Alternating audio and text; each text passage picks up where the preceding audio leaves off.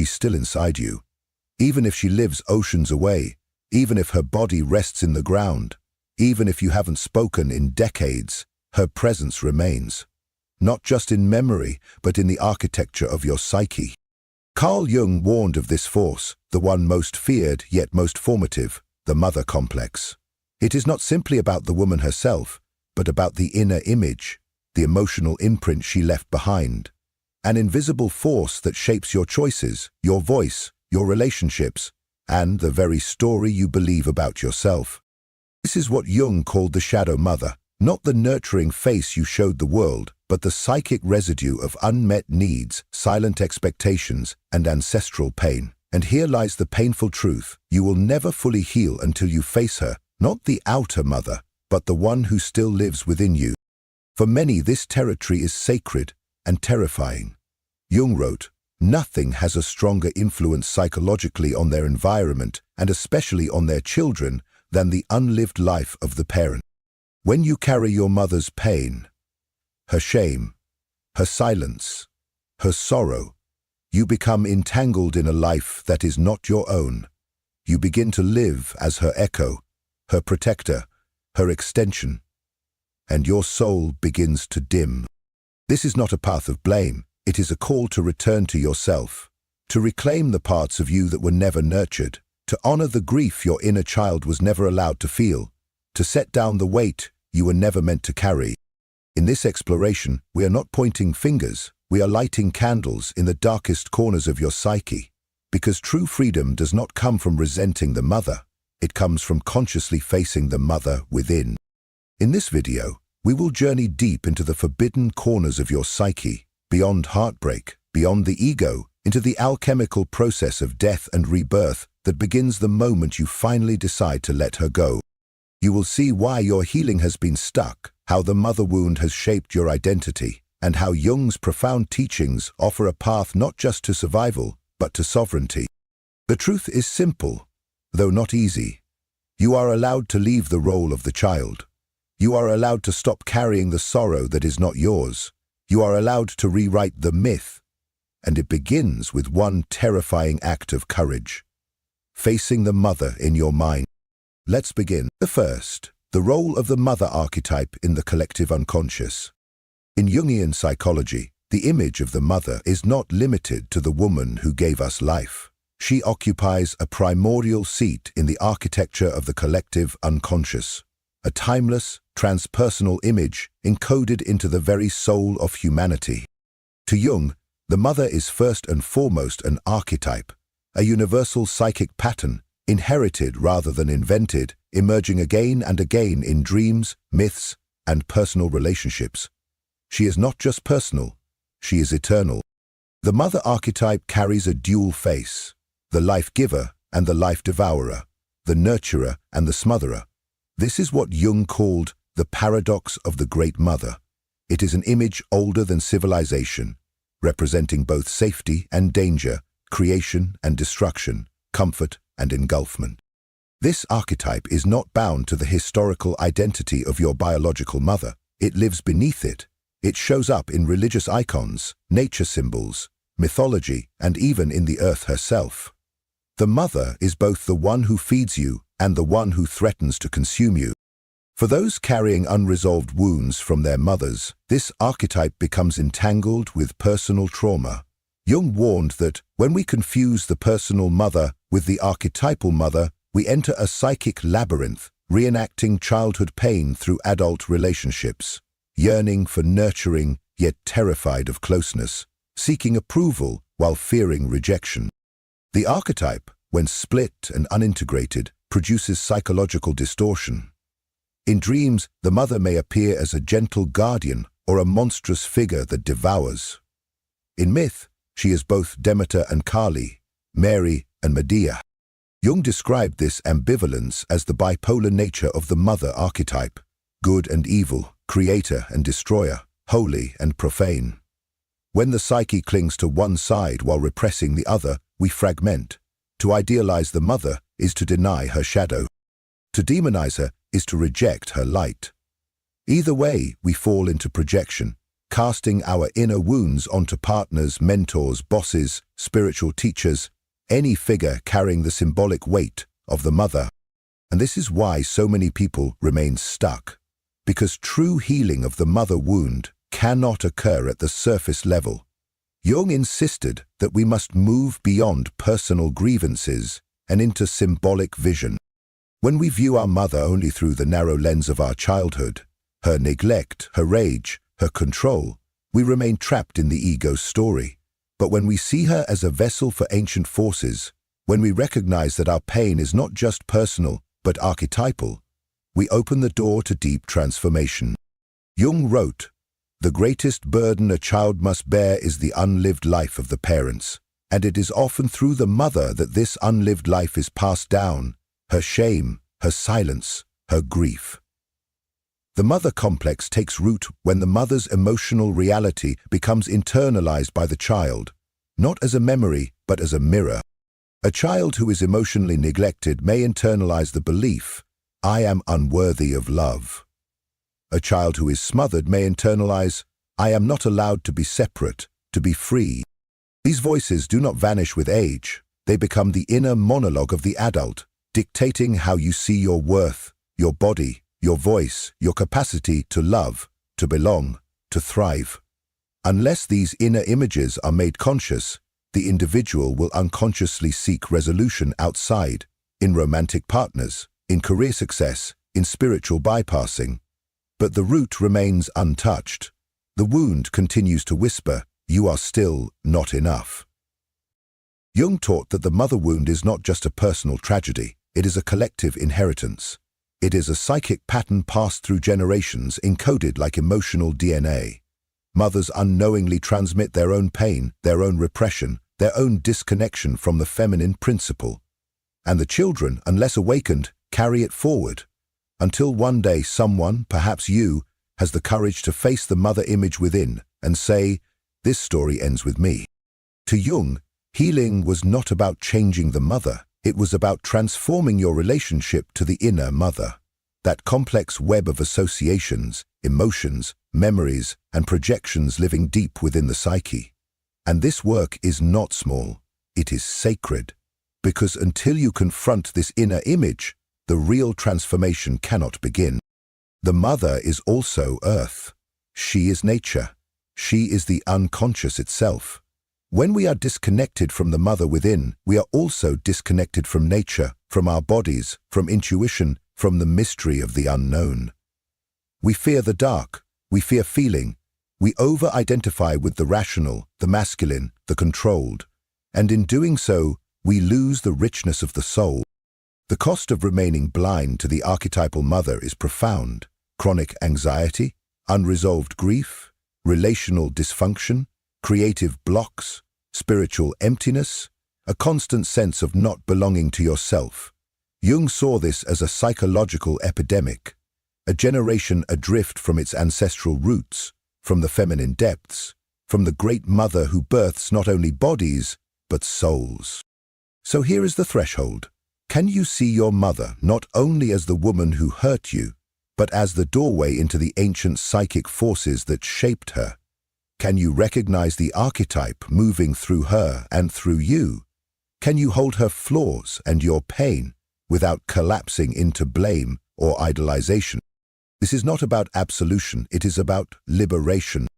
Because until you see the mother image clearly, not just as mother, but as mirror, you will continue to walk in circles. Healing will remain shallow, insight will not penetrate the unconscious. But when you face the archetypal mother as she is, vast, mysterious, paradoxical, you no longer seek love from her shadow, you return to the root. You begin finally to become yourself. The second, the shadow mother and the psychological imprisonment. In Jungian psychology, the shadow mother is one of the most feared and misunderstood inner forces. Unlike the nurturing aspect of the maternal archetype, she is not the mother who protects, nourishes, or guides. She is the one who consumes. She appears in dreams, myths, and the quiet despair of adulthood as the force that clings, suffocates, manipulates, and inhibits the growth of the soul. Jung observed that this devouring aspect is not an anomaly. It is an inescapable pole of the archetype itself. The Great Mother births and devours. She creates and she withholds. And when this aspect is not faced consciously, it becomes a psychic prison from which the ego cannot escape. The Shadow Mother shows up in mythology as Demeter refusing to release Persephone, as dragons guarding sacred treasure, as goddesses who swallow their offspring. Psychologically, she emerges when maternal energy overreaches its natural bounds, when love becomes control, when protection becomes possessiveness, when care disguises dependency. In these moments, the child feels not held but consumed. And yet, because the energy is wrapped in maternal language, "I just want what's best for you," the child cannot name the betrayal. The soul collapses inward, silently absorbing the belief, "My freedom is abandonment, my autonomy is betrayal." As Jung wrote, this force rarely enters consciousness in obvious ways. Its grip is subtle, hidden beneath layers of conditioning and inherited guilt. In adult life, it may appear as crippling self-doubt, a persistent inner critic that echoes the mother's voice. It may show up as the inability to feel safe when independent, the reflexive fear of disappointing others, or the unconscious attraction to romantic partners who control, diminish, or suffocate, mirroring the emotional terrain of the mother wound. It is the guilt that arises the moment you try to set a boundary, speak your truth, or walk away from dysfunction. The Shadow Mother whispers, "You are ungrateful, you are bad, you are selfish." This is psychological infantilization, a state Jung warned against, where the ego remains small and dependent, physically adult, but emotionally tethered to the mother's expectations. You may move cities, change your name, live across oceans, and still hear her voice in your head. Before you speak, before you act, before you dare to live. This is not about physical distance. It is about energetic entanglement. The ego remains a child, orbiting the mother's gravity, terrified to step out of line. Jung once said that the psyche prefers the known hell to the unknown heaven, and the Shadow Mother is that hell, familiar, predictable, falsely comforting. People stay in toxic dynamics not because they enjoy suffering, but because suffering preserves the psychic bond.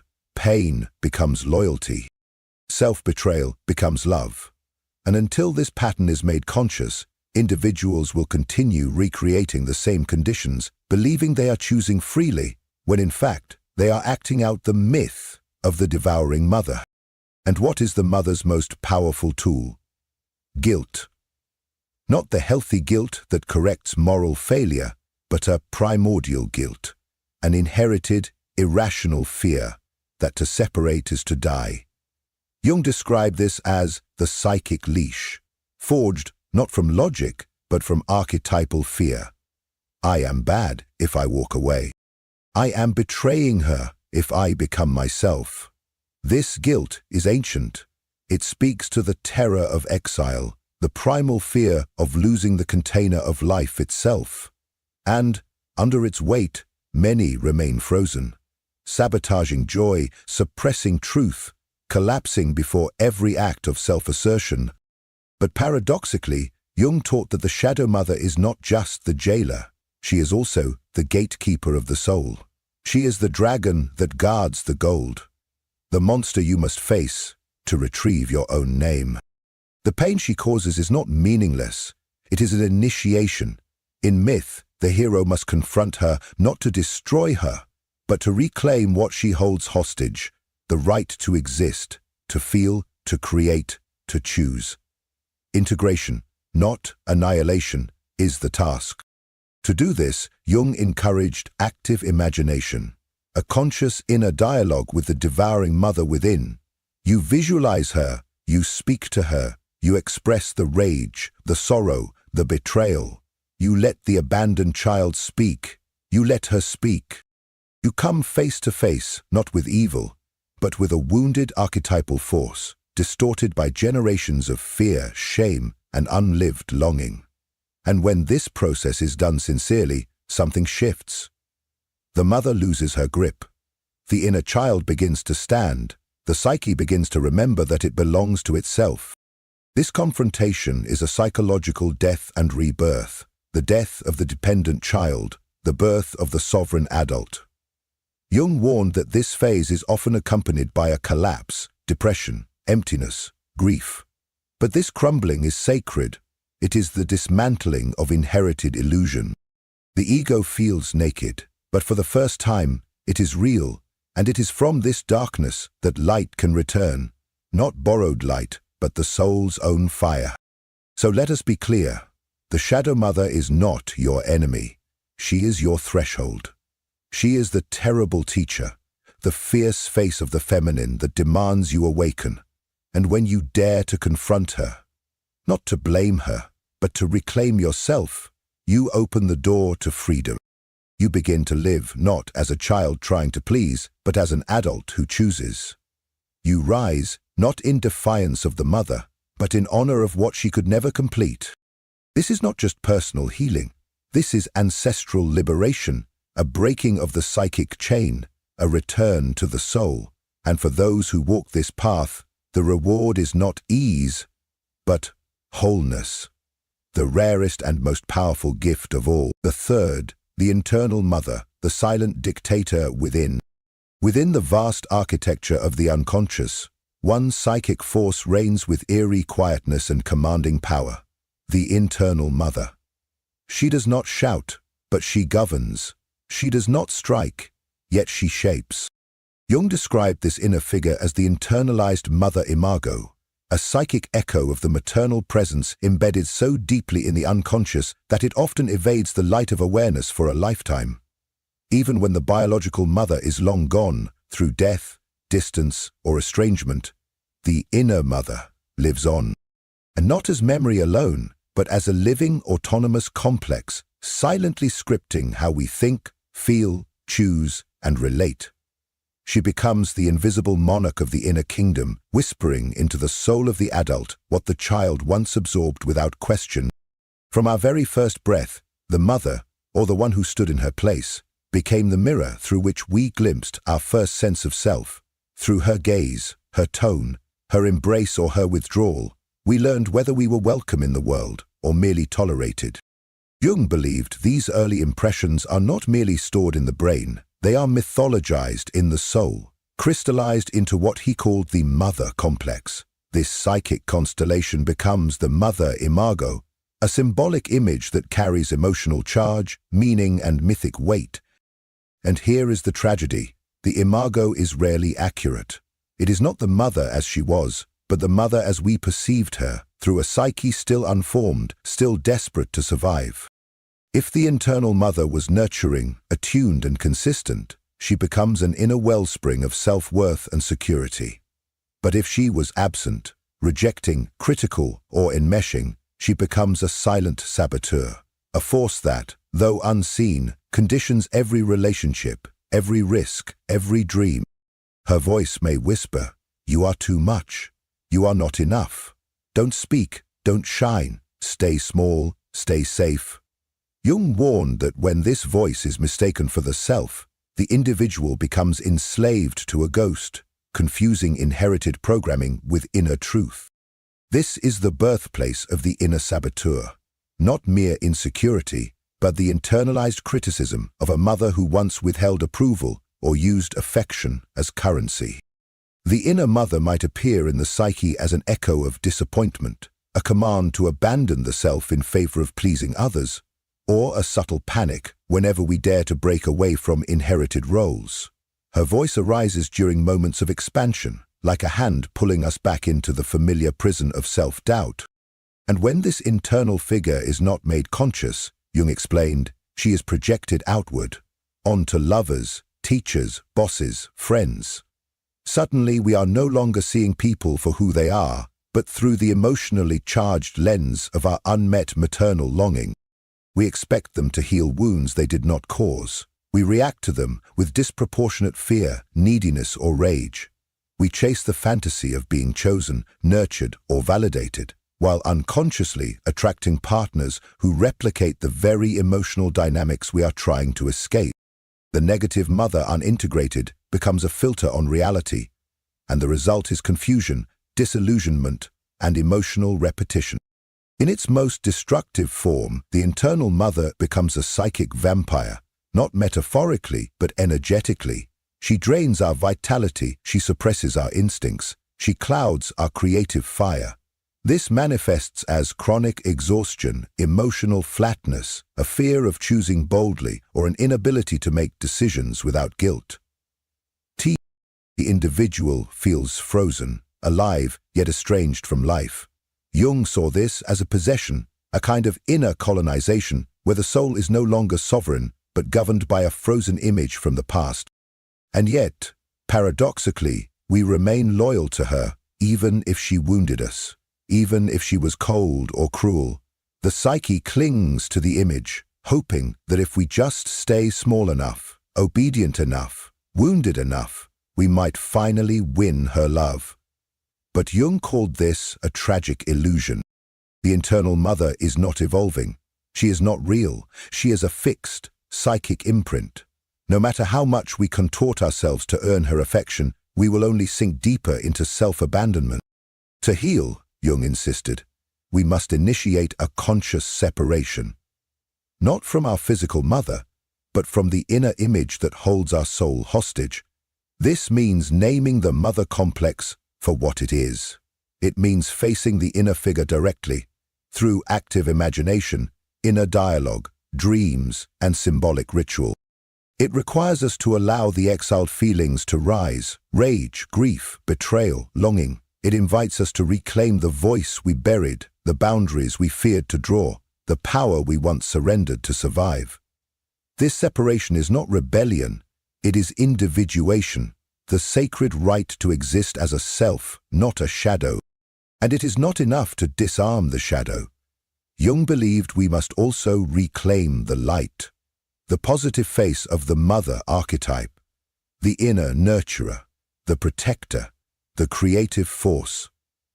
This does not come from fantasy or denial.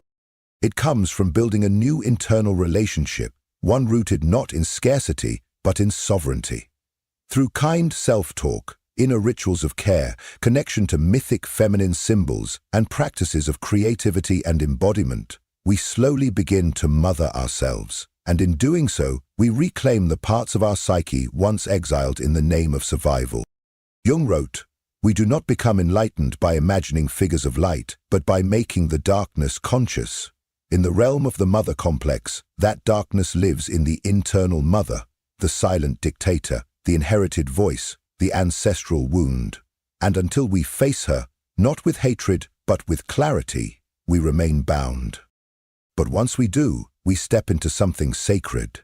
We begin to live, not as children seeking permission, but as adults who carry within them both the fire and the gentleness of the healed feminine. We no longer wait to be chosen. We choose. We no longer beg to be loved. We love ourselves into wholeness, and in that act, the spell of the inner mother begins to break, and a deeper self begins to rise. The fourth, separation and the necessity of the independent ego. Carl Jung taught that one of the most sacred and agonizing thresholds in psychological life is the symbolic separation from the mother complex. This is not a rejection of the mother herself, but a confrontation with the archetypal gravitational field that pulls the ego back into fusion, dependence, and unconscious loyalty.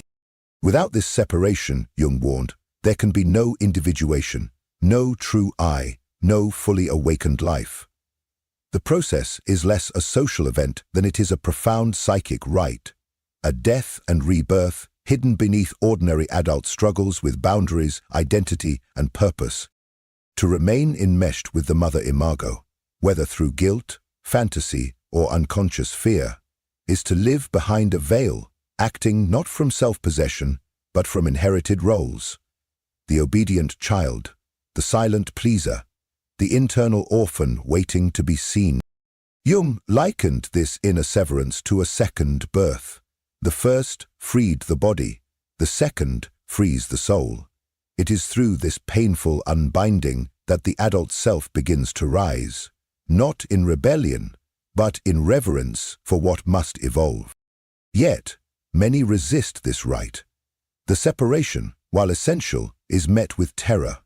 Jung identified the forces that bind us: the fear of annihilation, the child's primal terror that to separate is to die, the guilt of betrayal, a psychic belief that individuation is an act of ingratitude toward the one who gave us life, the comfort of familiarity, where even suffocation feels safer than freedom, and the cultural scaffolding that elevates familial loyalty above inner authenticity. These are not mere neuroses, Jung emphasized. They are ancient archetypal currents in the collective unconscious, forces that every human must face if they are to become whole. When separation is avoided, the consequences are profound. The child archetype hijacks the adult ego.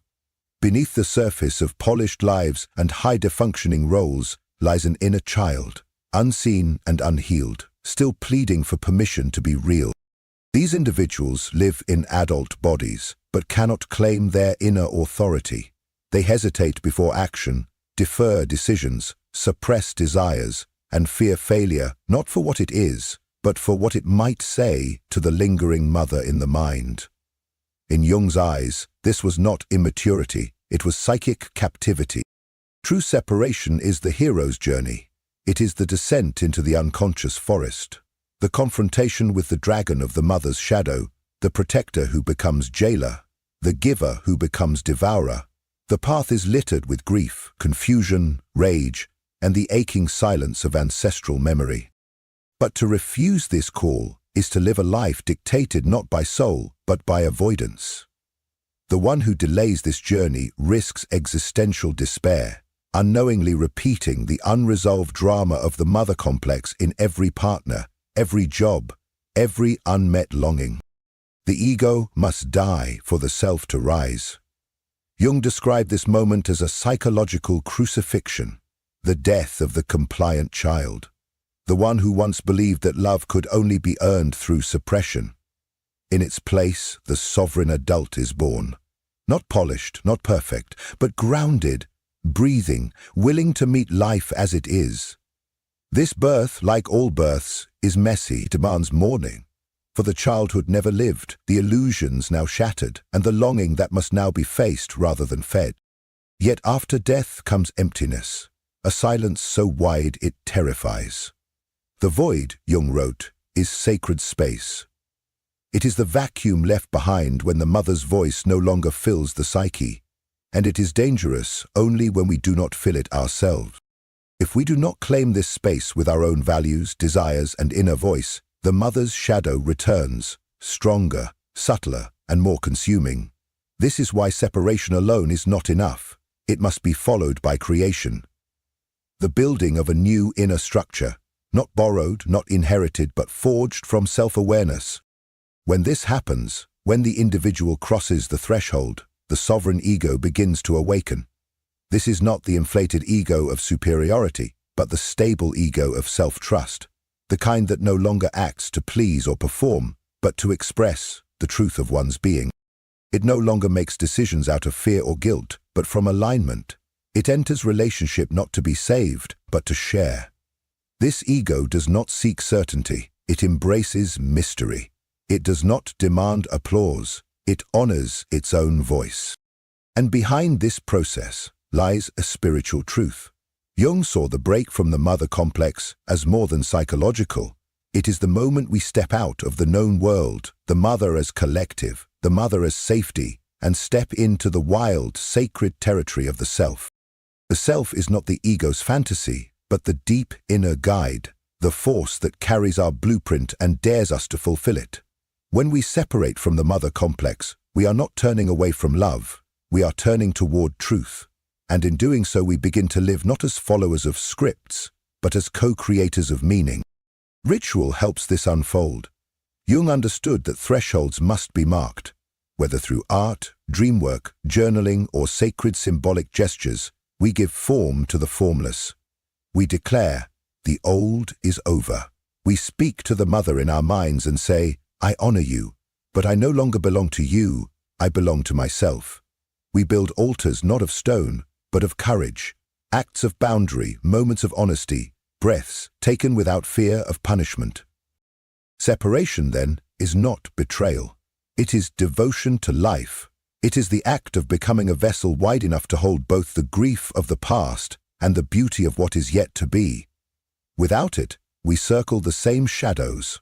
With it, we begin the walk toward the self.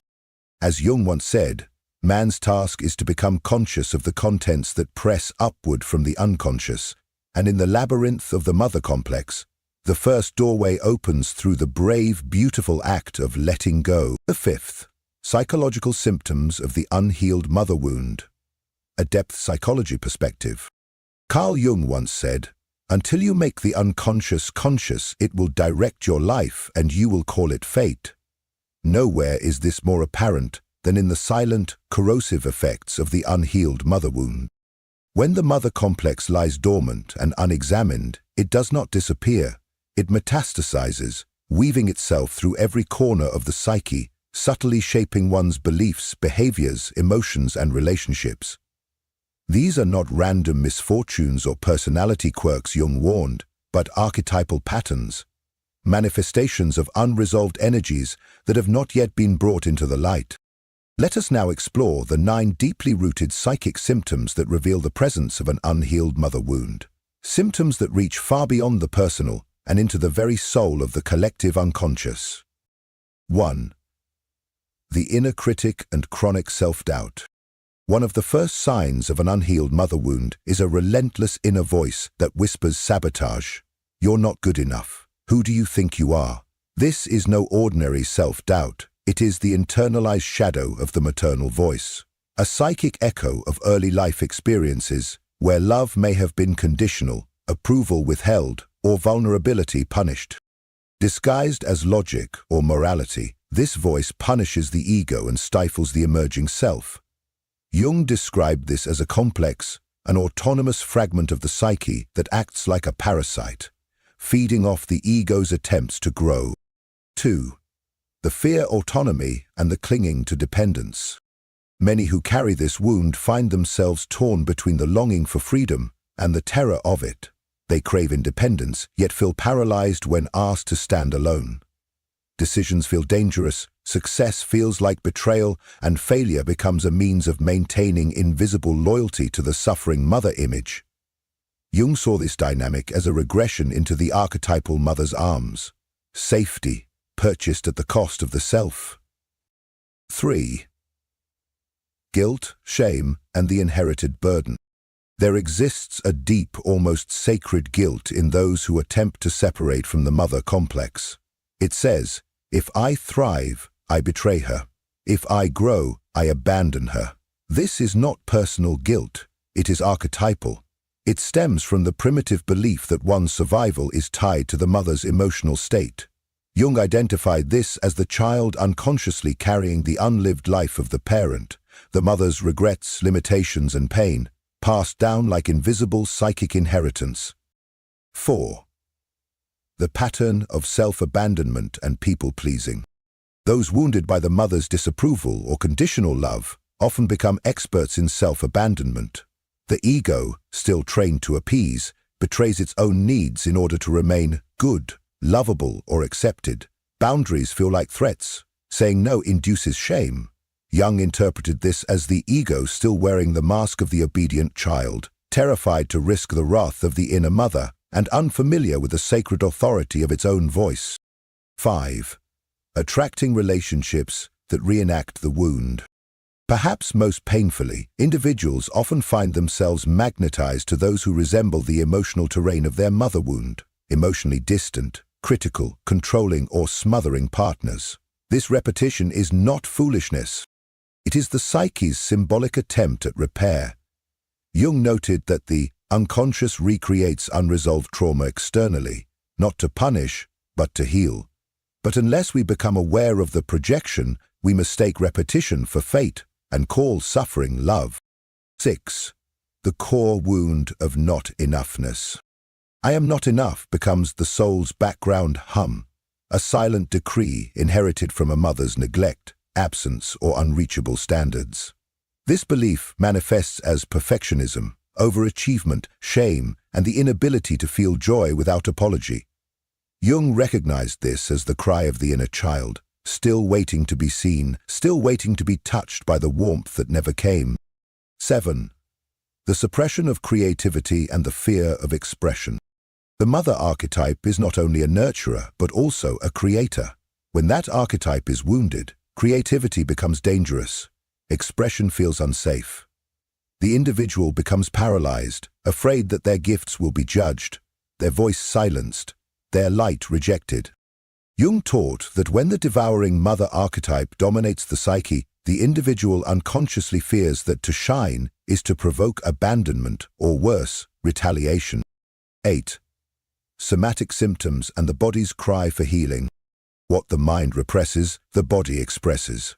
Jung observed that unresolved complexes often manifest as physical symptoms: fatigue, anxiety, autoimmune disorders, and eating issues that reflect the split between being nurtured and consumed. These are not random ailments. They are the body's symbolic language, asking for reconciliation between the wounded ego and the forgotten inner child.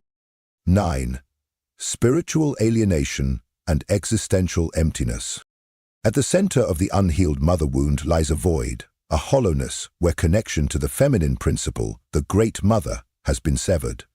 The individual may feel spiritually orphaned, forever searching for something they cannot name. They chase approval, success, or ecstasy, but nothing satisfies. Jung saw this as the soul's hunger for reconnection with the archetypal mother, the lost source of life, wisdom, and inner belonging. Final reflection for Part 5. The symptoms of the mother wound are not signs of personal weakness. They are messages. They are cries from the soul that something essential has been lost, ignored, or buried. Jung did not teach us to blame our mothers. He taught us to retrieve our projections, to face what we have exiled, and to reclaim ourselves. Healing does not mean erasing the past. It means learning how to hold it without being held hostage by it. Until you make the unconscious conscious, it will direct your life and you will call it fate. In the realm of the mother wound, this is not a metaphor, it is a map. And the path begins not with blame, but with awareness. Not with rebellion, but with reclamation. The child who was never seen must now become the adult who chooses to see themselves. That is where healing begins. That is where freedom is born. The 6th. Embracing the shadow mother, a ritual of inner transformation. Within the sacred structure of Jungian depth psychology, the confrontation with the shadow mother is not merely therapeutic, it is soul-deep initiation. Jung did not consider this encounter optional for those who seek wholeness. He considered it vital. Healing the mother wound is not achieved through intellectual insight alone, nor through polite forgiveness offered from the surface of the ego. It demands a raw, symbolic descent into the underworld of the psyche, a reckoning with the archetypal mother's shadow, an encounter as ancient as myth and as intimate as your own heartbeat. The alchemy of the shadow mother. In the symbolic language of alchemy, the nigredo, the blackening, marks the first stage of transformation. It is the death of illusion. For the child trapped in the mother complex, this is the moment when the sweet veil of the idealized mother dissolves, and what emerges is something darker, the devouring aspect of the archetypal feminine. Jung taught that this darkness is not evil, it is sacred. It contains the lost fire of the self. The shadow mother, in all her terror, holds the very ingredients for freedom, creativity, and power. She is the gatekeeper of a treasure buried in fear. The act of seeing, the first step toward integration. Individuation begins the moment you dare to see her. To see the shadow mother clearly, without idealization or denial, is the soul's first act of rebellion and reclamation. It requires the courage to recognize her manipulations, her fear of abandonment, her need to possess or control, and the way she projected her pain onto the child. As long as we preserve the fantasy of the ever-giving, ever-sacrificing good mother, we remain bound in the psyche's childhood, unable to step into the sacred authority of the adult self, facing the child's rage and grief. Buried beneath obedience lies rage, and beneath that rage, grief. Jung emphasized that these emotions are not pathologies, they are sacred energies, fragments of the soul exiled in guilt and fear. To heal, one must acknowledge the fury of betrayal, the ache of not being seen, the sorrow for a mother who could not nurture as the soul required. This grief is not regression, it is resurrection. Through expression, through ritual, art, or even silent tears, we make space for the soul's return. Active imagination, dialoguing with the shadow mother. Jung's method of active imagination is a bridge between the conscious mind and the autonomous figures of the unconscious. Through it, we enter into living dialogue with the shadow mother, not to battle her, but to hear her voice. She may reveal fear, jealousy, sorrow, or loss, and through this conversation, the ego transforms. No longer a child craving approval, but an adult capable of listening, speaking, and standing with inner sovereignty. The false split of all good or all bad dissolves. Wholeness begins. The symbolic death of the mother's tyranny. This confrontation marks a death, not of the physical mother, but of the psychic prison she may still represent. Nightmares, emotional storms, and crumbling beliefs often accompany this symbolic death. But in Jung's mythopoetic lens, this death is sacred. It mirrors the myth of the hero descending into the underworld to face the dragon, the mother shadow, and rising reborn. What dies is not the mother, but the ego's illusion. What is born is the soul's freedom, the return of the rejected feminine.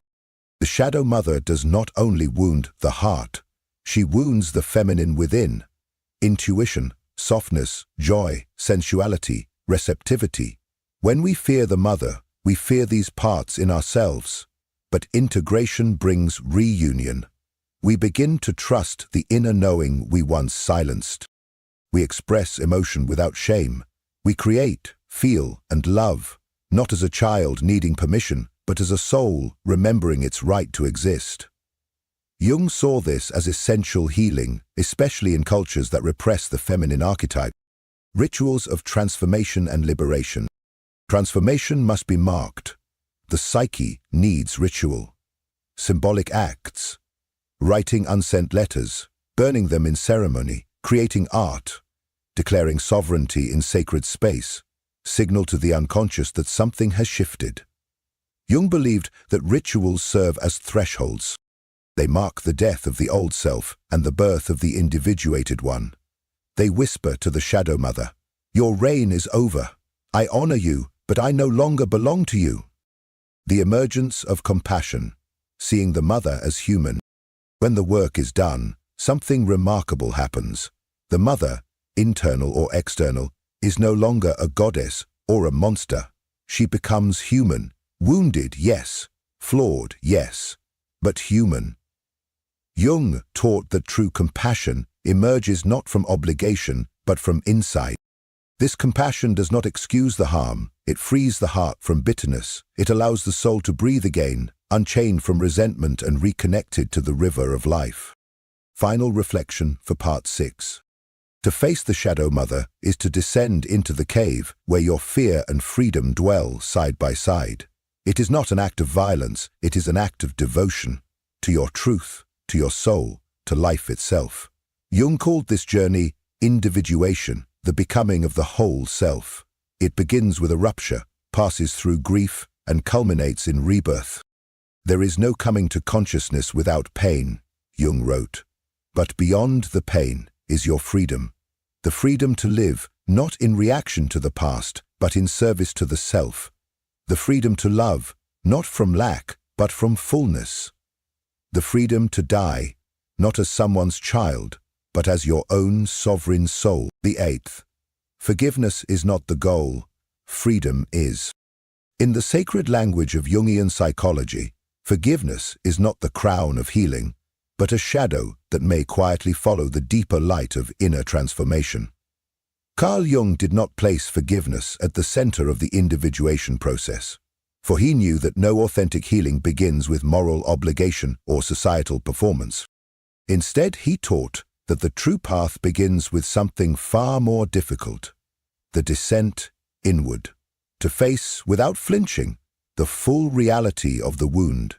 especially when that wound was carved by the hands that were meant to hold us. If forgiveness ever arises, Jung insisted, it must not be manufactured. It is not a ceremony for others, nor a badge of spiritual superiority. It is the quiet, unforced consequence of soul retrieval, the moment when the individual has reclaimed their psychic authority and no longer requires external resolution to be whole. Forgiveness, if it appears, is a byproduct of integration, not a prerequisite for liberation. Jung cautioned that premature forgiveness often becomes a psychological bypass, a sedative offered in place of inner fire. We are taught, especially in spiritual and religious systems, that forgiveness equates to virtue. But when forgiveness is offered too quickly, when it emerges from guilt, religious duty, or the fear of being seen as unhealed, it becomes yet another mask worn over unacknowledged rage, sorrow, and betrayal. In this form, forgiveness serves the mother complex. It is not liberation, it is suppression. Before true healing can take root, something more raw must be honored.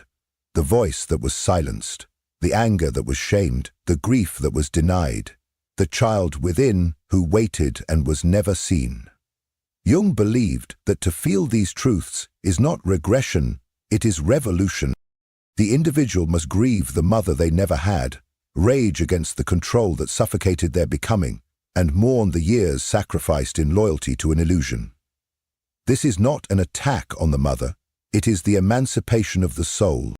Healing begins when the mother is no longer frozen in myth, neither angel nor monster, but seen clearly as she was and is, a fallible, wounded human being. This act of humanization collapses the projections that once inflated her power and dismantles the psychic structures that kept the self imprisoned. In this space of clarity, after the storm, after the rupture, the possibility of forgiveness may emerge. But even then, it must come, not from obligation, but from the rootedness of a sovereign heart. Still, even in its absence, freedom is possible, and this is the crucial insight. Jung insisted that forgiveness is not required for liberation. What is required is integration. The individual must gather the pieces of their soul, long exiled, voice, feeling, rage, softness, and bring them back into conscious life. They must draw boundaries, not to punish the mother, but to reclaim the inner landscape once ruled by her image. The goal is not reconciliation, it is individuation.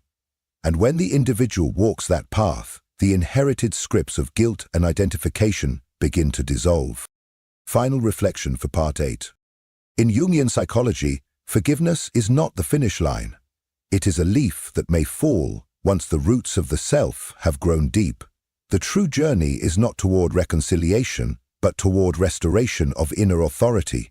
It is the quiet revolution of no longer editing your truth to earn love, no longer muting your instincts to preserve connection, no longer shrinking to maintain the illusion of peace. Jung wrote, "Only the man who can consciously assent to the power of the shadow within himself can overcome it." In the realm of the mother complex, this means no longer waiting for forgiveness to set you free. It means you rise, you reclaim, you choose to free yourself. Not later, not when it's safe, but now. The final passage. Rebirth beyond the mother complex. In the realm of Jungian depth psychology, the healing of the mother wound is not the culmination, it is the sacred crossing into a new life. It marks not merely the resolution of pain, but the symbolic death of the self who was shaped by survival, silence, and inherited sorrow. And in that death, a rebirth begins, one no longer tethered to ancestral roles or invisible loyalties, but grounded in the sovereignty of the authentic self. Jung taught that only through conscious confrontation, mourning, and inner integration of the mother complex can we take our first true steps into psychological wholeness. This is no ordinary healing, it is metamorphosis of the soul, the dissolution of the false self. As the grip of the mother complex loosens, the scaffolding of ego built upon pleasing, performing, and preserving the family myth begins to fracture. Jung warned that this unraveling often arrives cloaked in crisis, an identity collapse, where former values seem hollow, direction disappears, and the center no longer holds. But this sacred disorientation is the negrido of the alchemical journey, the blackening phase in which the old must dissolve to make way for the gold hidden beneath. In the void left behind, something deeper stirs. The ascent of the sovereign self. What emerges from this psychic underworld is not the child returned, but the adult born anew. No longer orbiting the mother's imagined gaze, this self is guided not by guilt or longing, but by inner alignment. This reborn individual no longer seeks rescue or validation. They parent themselves. They choose presence over performance, and they begin to walk, not with apology, but with quiet authority. Jung named this the awakening of the sovereign, the self that lives from its own center. The rewriting of the inner myth. The transformation of identity requires the unraveling of an inherited script. The old narrative, I must sacrifice myself to be worthy, I am never enough unless I earn it, must be unbound from the psyche. In its place, a new myth emerges, one written not in reaction to the mother's pain, but in reverence for one's own truth. Jung considered this inner revision a sacred rite, the individual stepping out of a family tragedy and becoming the author of a new symbolic life. The sacred boundaries of individuation. With this emergence comes the necessity of boundary, not to punish, but to protect. The external mother, if still present, must be met with clarity. The internal mother, her voice of shame, fear, or guilt, must be recognized and gently disempowered. Jung emphasized that boundaries are not severances of love, but declarations of selfhood. They are the psychic lines that guard the adult from regression and honor the hard-earned terrain of the self. The reclamation of the inner mother. A profound shift occurs when the need for external nurturance is withdrawn and rerouted inward. Here, the archetypal inner mother is reclaimed, not as the voice of judgment, but as the whisper of intuition, softness, and care. Self-parenting becomes a living ritual. Rest becomes sacred. Emotion is honored without apology. Jung understood this as the reintegration of the feminine principle, where being is no longer seen as weakness, but as wisdom in motion. The rebirth of creative life. Once freed from the mother's unconscious dominion, the soul begins to flower again. The creative force, long paralyzed by fear of rejection, begins to move. It may come as words, visions, touch, or movement. Jung believed this creative renewal was not decoration, but evidence that individuation is taking root. For to create is to claim authorship of your life, to act, not from wounding, but from wonder, returning whole to the world. Jung taught that individuation is never self-centered. It prepares the individual to return to the collective, not as a fractured child seeking healing from others, but as an adult who can offer presence, wisdom, and love. Relationships transform. They are no longer reenactments of loss, but vessels of reciprocity. Purpose becomes a channel, not for approval, but for contribution. This is the matured self, standing in the world without shame, breaking the spell for future generations. Perhaps most miraculously, Jung saw the healing of the mother wound as a transgenerational act. To confront and integrate it is to interrupt the ancestral pattern. No longer is the mother's pain unconsciously passed on. Instead, the healed individual becomes a conscious ancestor, one who returns not to rescue the mother, but to redeem the line. This is the deeper offering, to be the one who ends the spell and births a new legacy of wholeness, creativity, and freedom. Final reflection. Rebirth, in Jungian psychology, is not about becoming who you were before the pain. It is about awakening to the truth of who you were always meant to be. It is the quiet rebellion against inherited guilt, unconscious loyalties, and familial shadow. It is the radical act of taking the pen back into your own hands. As Jung so powerfully wrote, your vision will become clear only when you look into your own heart. Who looks outside dreams. who looks inside, awakes. And in the aftermath of the mother wound, awakening means this: no one else is coming to rewrite your story, because now you are the author, and the page before you is blank. If something within this message stirred you, if even a single word mirrored your inner experience, I invite you to let your voice be heard in the comments. Have you encountered that soul whose presence feels like home, or are you still walking the sacred path back to yourself? Your story, however unfinished, may become the lantern in someone else's darkness, the very sign they didn't know they were searching for. And if someone close to you is silently struggling with the illusion that love must hurt, that self-abandonment is the price of connection, or that they are unworthy of peace, share this video with them. Help me reach the ones who need to remember. Real love does not demand that we shrink. True connection does not ask for sacrifice of the soul. And the most vital union we will ever form is the one with our own inner truth. Before you go, I invite you to subscribe and activate the notification bell. Here, in this space, we journey beneath the surface of things, exploring the hidden architecture of the psyche, the whispers of the unconscious, and how every relationship is but a mirror reflecting our personal evolution. If there's a theme, a question, or a wound you would like us to explore in future videos, leave it below. This space breathes because of you. Your voice is not only welcome here, it is essential. Thank you for showing up, not just to this video, but to your inner work, to the sacred labor of remembering who you truly are. And always remember this: when the right person appears, your soul will know, not through fear, but through peace. But until that moment, let your most intimate relationship be the one you cultivate within. That is the foundation, that is the home. And from that wholeness, all things real are born. Until next time, I'll see you on the path.